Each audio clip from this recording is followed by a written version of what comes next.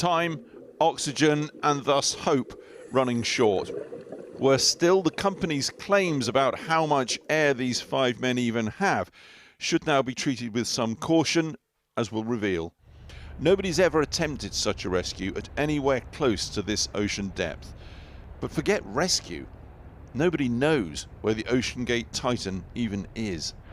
Canadian search aircraft picked up a banging sound yesterday and this morning. That sparked a wave of global straw clutching. When you're in the middle of a search and rescue case, you always have hope. That's why we're doing what we do. With respect to the noises specifically, we don't know what they are, to be frank with you. The P3 detected noises. That's why they're up there. That's why they're doing what they're doing. That's why they put sonar buoys in the water. But Ryan Ramsey, a former Royal Navy submarine captain, regretfully concludes this news does not progress anything very far. So the Canadian Maritime Patrol aircraft have used sonar buoys in order to aid some form of detection. The range that those sonar buoys go out to is not as far as we would hope, but also to be able to detect that particular sound is exceptionally difficult for them. They also haven't geolocated from that, so even if there is a sound, they don't know where it is, and we're in a collapsing time frame at present. The American TV journalist David Pogue visited the sub and was, well, surprised. Wow. We run the whole thing with this game controller. Come on!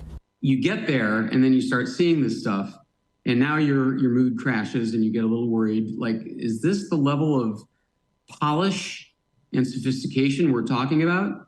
He personally witnessed safety failings on his trip. You are bolted in from the outside. There are 18 bolts in a circle around the hatch. And by the way, they only fasten 17 of them.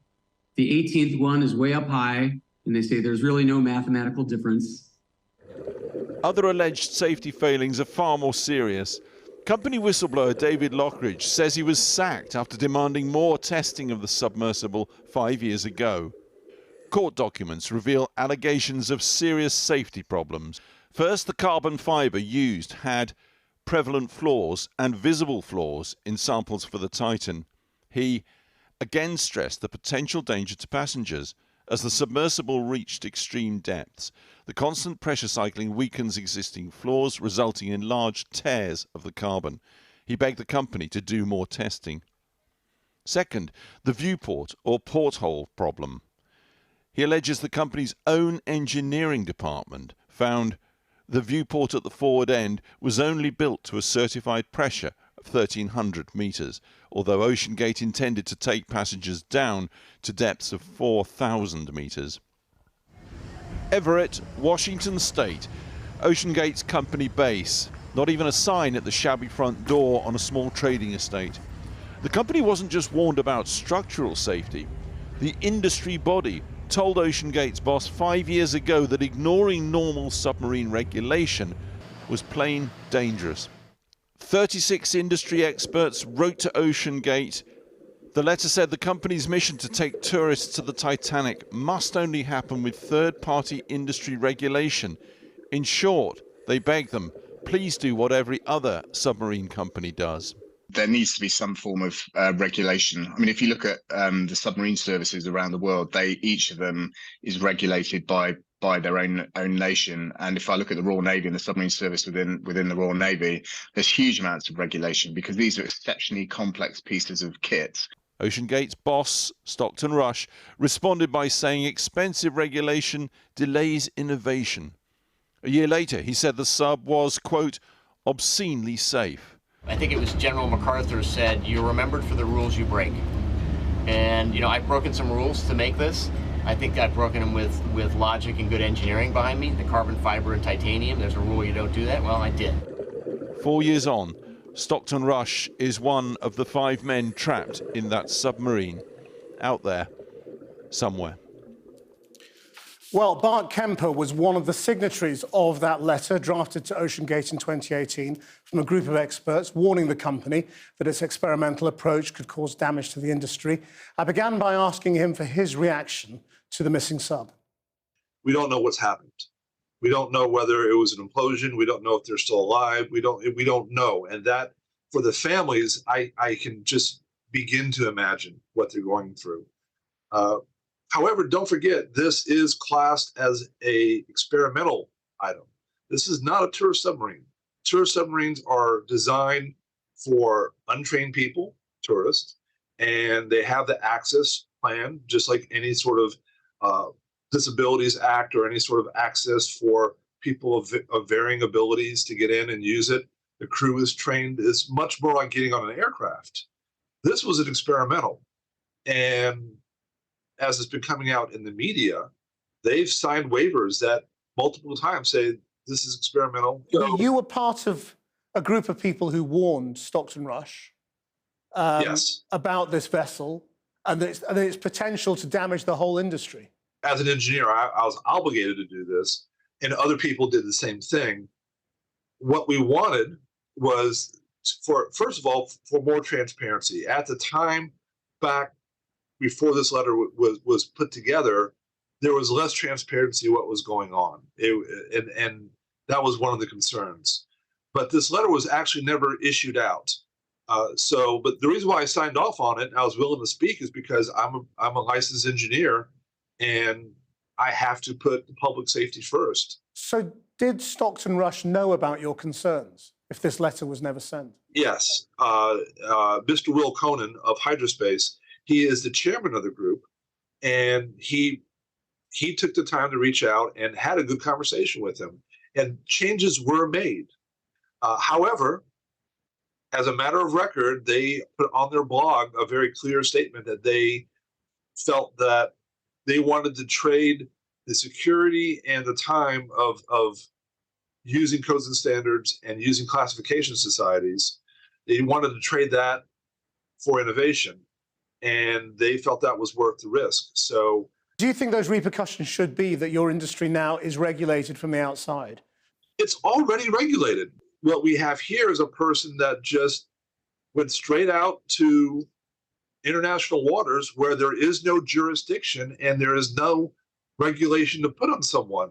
There are 9 or 10 other submarines that could reach this depth. And all the other ones, except this one, have taken the time and effort to go through classification societies and have that oversight. This may sound like a cold question, and I don't mean it that way.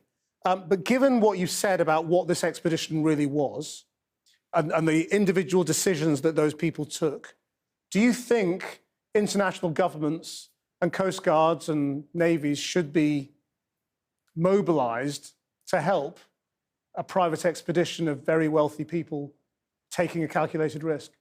I'm an engineer. That's not my area of specialty, but it is an excellent point of debate.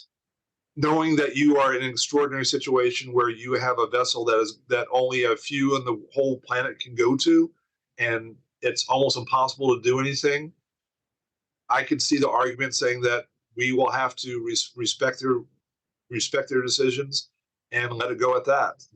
But that is a legitimate debate. Bart Kemper, thank you very much indeed. Thank you. Well, I've also been speaking to the Irish businessman Oisin Fanning, who's been on 2 OceanGate expeditions to the Titanic, and began by telling me about what may have happened. My hope is that something alongside the wreck or on the wreck has fallen, broken the antennae, and just trapped the sub there, so that its small little thrusters that it has to move around the ship would not be enough to break out, and that obviously we get a sub down there that will be able to release it. That'll be my fervent hope. I take some encouragement from the fact that they have heard noises, because quite frankly, having been down there, you don't hear any noises down there. How much do you think about the risk when you're agreeing to go on one of those things? Same way a guy jumps into a Formula One to do a round around the track does. I mean, you're aware of it. You've been told about the risk. You know how powerful they are. You know how deep this is. So you're, of course, aware of a risk. But, I mean, you tend to mitigate that risk in your own head. And you're going to go and see the bottom of the sea at 4,000 meters. Very few people have ever managed to do that. Yes, and I suppose the offer of that is so incredible. Do you is it the kind of thing that you do the due diligence on in the way that you would if it was, I don't know, something less tantalizing? I mean, of course, it's the risk, and of course you accept to take the same way as you would if you were going into space. You know there's a risk, You're going to take the risk because you're going to do something unique that very few other people have. And so the vital thing now is just to try and find its location. Absolutely. Look, it should be on the wreck, in my opinion. I'm just, there's nothing else really that could trap it that I can see. So if it's not something, catastrophic, it has to be trapped somewhere on the rig.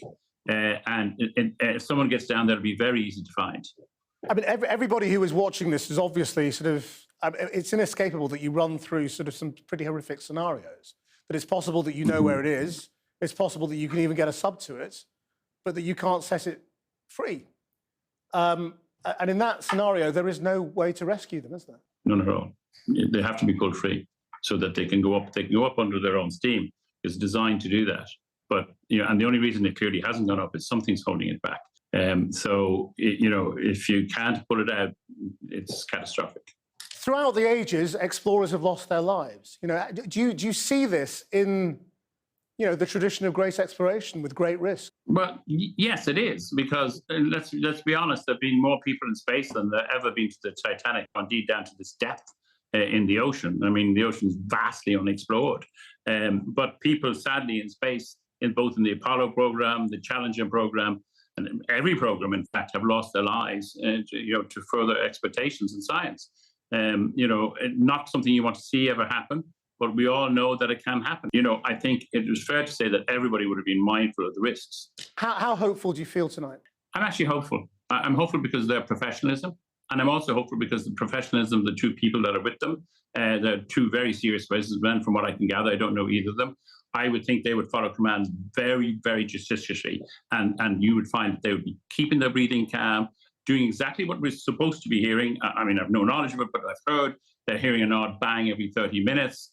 That would be exactly what they do. They conserve their energy because they would have known how long it would take for any RV or anything to get down to that depth. They would have known they would take days. Ocean Fanning, thank you very much indeed.